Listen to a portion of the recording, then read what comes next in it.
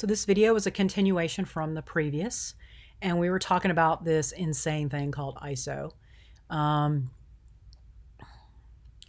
and we will continue talking about that here. So in general, shoot the lowest ISO setting as much as possible when using aperture priority or shutter priority settings. That's just the thing to do. This all changes when you start shooting in low light, and you can see that over here on the right.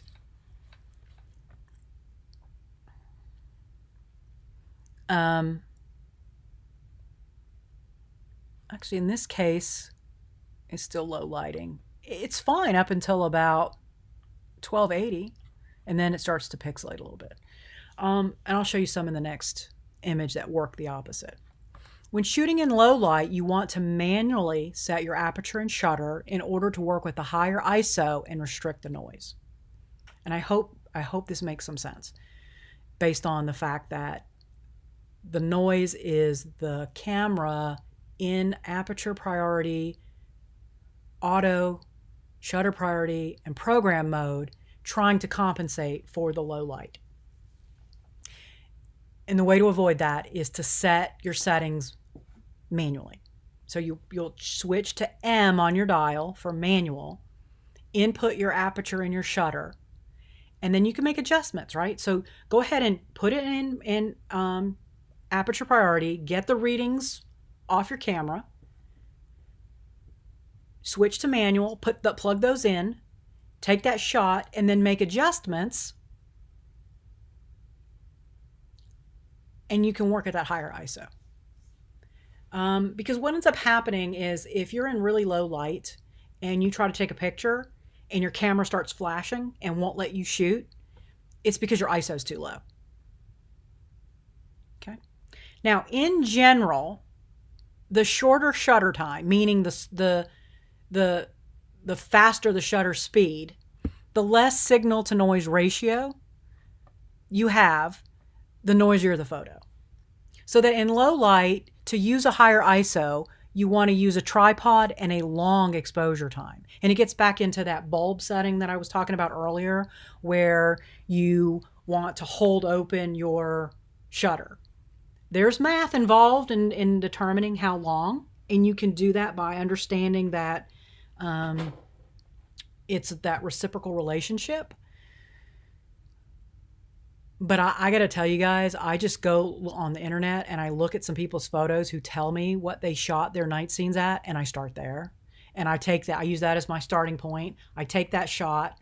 I took some, we have a lot of fireflies in our yard because we intentionally don't have bright lights in the yard, and we don't use lawn chemicals. And fireflies will breed where they were born for the most part. And when we clean the yard with fallen debris, we put it in the woods and they will nest in that. So we have a lot of fireflies. And so a couple summers ago, I shot fireflies, and I went online and I looked up some other people's experiences and got a starting aperture and shutter speed and time that they used to capture their fireflies. And that's where I started. And that was my first shot. I plugged in someone else's numbers, took that shot, and then made my adjustments from there. And I had to make adjustments because it wasn't quite right for my camera. And then I practiced, and I got some great firefly shots. And was able to go into Photoshop, piece them all together, and create some really amazing stuff. So that's the goal here, is you want to use a tripod with a higher ISO so you can use that long exposure time. Okay, now a higher F number equals less signal to noise ratio equals a noisier photo. So what that means is you'll also want to use a lower f-stop to reduce the noise when using a higher ISO. So faster shutter speed, lower f-stop, and will reduce the noise when you're using those higher ISOs. Okay. And we'll talk more about this later in the semester, since it requires you to first be comfortable with the aperture and the shutter before you move into the manual settings. But go ahead, because right now you're going to work in the aperture priority to get comfortable with aperture, shutter priority, work in that, and then later in the semester we'll start working with the manual settings. However, you can look at this website for your specific camera to help you understand its settings to improve your dynamic range in low light. And if you go to this chart and you tell them what camera you have, it will give you some settings. But in general, overall, you're going to want to use, with a higher ISO, a tripod, a longer shutter time, and a lower f-stop. Okay? And here's the result of doing that. This is a shot that the person took, let's see, 1, 2, 3, 4, 5, 6, 7, 8 times, the same shot on a tripod. This is ISO 100, and look at all the noise. As we move further to the right, around this very high ISO, we got a brighter image, but we got lower noise. And that's because they used a tripod, used a low f-stop, and did a long exposure. Now, stars move, and that's why you see dashes over here. So maybe this has sharper stars. So maybe you bring this into Photoshop and get rid of just a little bit of that noise. You have to be careful because Photoshop's going to want to erase some of your stars because it thinks they're noise. But you see how all of this is a juggling act? It's not a simple, hey, do this. This is the intentional application of noise, which is also called film grain, that can add an artistic effect to your work. Here, the film grain gives it a very dreamy, ethereal look to shots that suggest the hazy recall of memory or a dream, which is in contrast to the sharpness of the current moments in which we live. And so when you're working with a photo like this, it looks like she's remembering or dreaming, the person looking at her. They have a memory of her. Maybe it's their mother or a friend, or it's a man looking at or a woman looking at their lover, or somebody that in their life is no longer with them. I mean, that's what I see when I look at this. This is a memory of someone, because our memories aren't sharp, right? They're fuzzy. Our dreams aren't sharp, they're fuzzy. And so by intentionally working in aperture or shutter mode, priority mode, using a higher ISO, you're going to get this film grain that is going to create this illusional, dreamlike state. Okay? So it's not a bad thing if you want to use it to create a specific feel. It's intentional. So you know how it is with the principles and elements, anything and everything that's intentional, you want to do it enough so that the viewer knows you did it on purpose, and not that you didn't know what you just did it and didn't know what you were doing. Okay. And so before I talk about exposure control, I want to talk a little bit about managing your photos, because this is really important.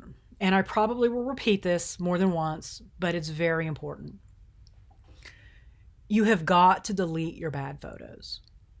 When you come home from a photo shoot and you got your photos on your SD card, you want to immediately transfer them from the SD card to your external hard drive. And I have several of those. And I have 2 copies of every shot that I keep. And that is because these things can go bad, or they can become corrupted, and you can lose your work.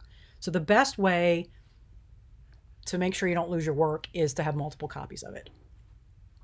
And then after I'm done and I'm sure that I've got my double copies, I erase my SD card, put it back in my camera. because I can't tell you the number of times I've gone on a shoot and it said SD card full, and I'm like, missing my shot. So, I have to change out the SD card. So I go ahead and clear off my SD cards. I don't use those as storage devices because they are meant to be for shooting. So then once you've done that, once you've transferred your photos over, you want to make sure that you've organized them with folders that you are going to remember 5 years from now. I've done that. I have a photo, and then under each one I have a folder for the shoot, for the subject, for the shoot, and then inside that I have subfolders where I organize my photos. And really, I know it's hard in the beginning when you don't have very many photos, but seriously, delete the bad ones. They just take up space. They take up valuable space, and you'll never use them. I have never ever gone back and used a bad photo. And bad essentially means something that you would not print and put out to the public, or print and hang on your wall, or print and show to other people in any capacity, because it's just not good. And I mean good in terms of the focus, the resolution, the motion, the principles and elements of design. At this point, you know what those are in terms of what's good. Now, you're going to shoot some stuff that you like and somebody else doesn't, and then don't delete that. But if you know it's a bad shot, just go ahead and delete it. Get rid of it. It's something you have to get in the habit of doing, and doing it every time you shoot.